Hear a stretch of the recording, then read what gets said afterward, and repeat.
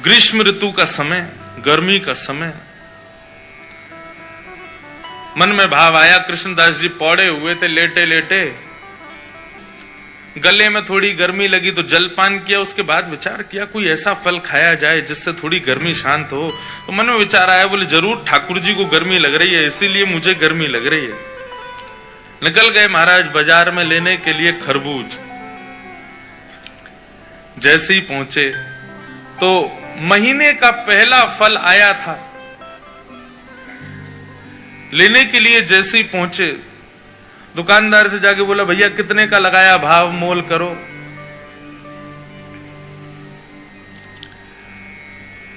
दुकानदार ने जो भी भाव था उसका 1 रुपया 2 रुपया बताया। बोले इतने का है, लो।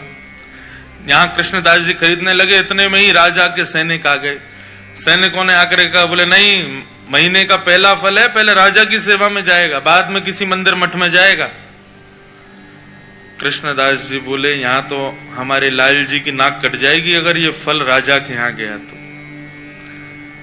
महीने का पहला फल है, ठाकुर जी की सेवा में जाना चाहिए। अब इनको प्रवचन क्या सुनाऊं मैं? ये राजा के यहां रहने वाले लोग, इनमें बुद्धि विवेक तो होता नहीं है, केवल तनख्वाह के लिए राजा की जय जयकार करते हैं। हमारे यहां तनख्वाह थोड़ी देते हैं ठाकुर जी, हम तो फिर भी जय जयकार करते हैं। ये राजा के लोग, इसको क्या समझाऊं मैं? कृष्णदास जी उनको समझाते तो बात बिगड़ जाती। कृष्णदास जी ने बोला भैया देखो, पहले हम आए तो हमको देना चाहिए।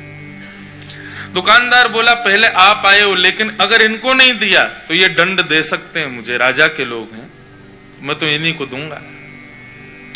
कृष्णदास जी बोले अगर हम तुमको दुगना रुपया दें तो, 1-2 रुपए की चीज की अगर हम 5 रुपए दें तो भी नहीं दोगे?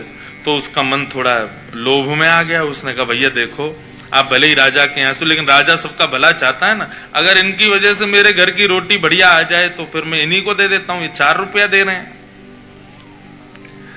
राजा के सैनिकों ने कहा हम पे कोई कमी है क्या, हम 10 रुपया देंगे, लाओ अब हमको दो। 10 रुपया बोला तो कृष्णदास जी बोले हम 15 रुपया देंगे। अच्छा एक और बात बताऊं, जेब में लाए 2 ही रुपया थे। कृष्णदास जी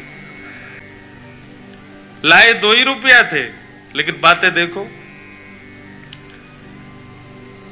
सैनिक बोले भाई राजा की नाक कटेगी, सुनो 20 रुपया देंगे, फल हमको दो। कृष्णदास जी बोले 25 देंगे, बिना विचार किए हमको दो। करते करते करते महाराज मोल पहुंच गया 90 रुपए पे। कृष्णदास जी सीधे बोले हम 100 रुपया देंगे, अब तो हमको देना ही पड़ेगा। फल वाला सोच रहा है ये जल्दी ले में, और मैं यहां से जाऊं, मेरी तो छुट्टी, अब तो 1-8 साल अगर दुकान नहीं भी लगाऊंगा तो चलेगा, 100 रुपया मिल रहे हैं, उस समय बहुत होते थे। जब 100 रुपए पर अंक पहुंच गया कृष्णदास जी का, सैनिकों ने बोला कि भाई देखो, हम भले ही मोल भाव तो लगा रहे हैं, अपने राजा की नाक बचाने के लिए रुपया बढ़ाते तो चले गए, लेकिन अगर राजा ने पूछा कि फल कितने का आया और हमने कहा 100 रुपए का, तो राजा तलवार निकाल के सर धर से अलग कर देगा। बोले राज संपत्ति को तुम कुछ सोच ही नहीं रहे हो कि 100 रुपए का फल लाए हो। अंत में राजा के सैनिकों ने हाथ खड़े किए, बोले इन्हीं को दे दो, हमको नहीं चाहिए। दुकानदार बोला लाओ 100 रुपया। कृष्णदास जी बोले देख भाई, तू मोल निकाल के, तू ये फल निकाल के रख दे, बस हम लेके आ रहे हैं, चाहे कैसे भी लाएं लेके आएंगे, लेकिन इसको रख दे। तुरंत गए, ना जाने क्या क्या वस्तुएं सब लगा करके बेच करके 100 रुपए का फल लेकर के गए। कृष्णदास जी दोपहर में फल ले आए, रसोई घर में लाके फल रख दिया। रसोईया जी को बता दिया जाके, बोले हमने जो है वहां रसोई घर में फल रखा है, अभी उत्थापन में ठाकुर जी को खरबूज का ही भोग लगाना।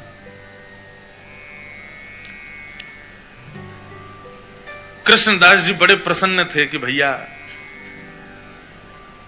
महीने का पहला फल ठाकुर जी की सेवा में आएगा, ठाकुर जी पाएंगे, आनंदित हो जाएंगे। रसोईया स्नान ध्यान करके जैसे ही रसोई घर में गए, पूरी रसोई खोज ली, लेकिन महाराज फल नहीं मिला, कोई ले गया उसको वहां से। बाहर आके कृष्णदास जी से कहा, बोले कि कृष्णदास जी अंदर तो फल है ही नहीं। बोले अरे मैंने वहीं रखा है। बोले मैंने देख लिया, कहीं भी नहीं है। सब जगह खोज लिया महाराज, फल तो कहीं चला गया, उसको उठा, उसको कोई और ले गया।